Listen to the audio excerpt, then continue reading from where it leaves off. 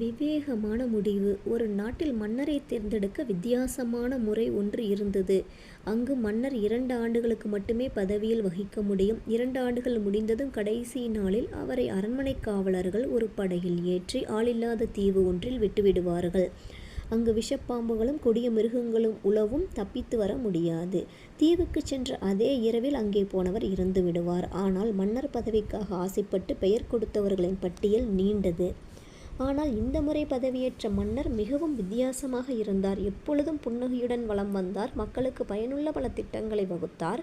பகைவர்கள் படையெடுத்த போது திறமையாக போரிட்டு நாட்டை காப்பாற்றினார். தீவுக்கு போகும் நாளுக்கு முந்தின இரவு கூட சந்தோஷமாக தூங்கப் போனார். மறுநாள் அரண்மனை காவலர்கள் அந்தப்புற கதவை உடைக்க வந்தனர். ஆனால் மன்னரோ குளித்து புத்தாடை அணிந்து கதவை திறந்து வைத்து அவர்களுக்காக காத்திருந்தார். காவலர்களுக்கு ஆச்சரியம். மன்னரோ தீவுக்கு போக மகிழ்ச்சியாக படகில் ஏறினார். படகில் போகும்போது படைத்தளபதி திகைப்போடு கேட்டார், மன்னரே, தீவில் மரணம் காத்திருக்கிறது என்பது தெரியும். பின்னர் எப்படி உங்களால் மகிழ்ச்சியாக இருக்க முடிகிறது? மன்னர் புன்னகையோடு சொன்னார், விதியை மாற்ற முடியும் என்று திடமாக நம்பினேன்.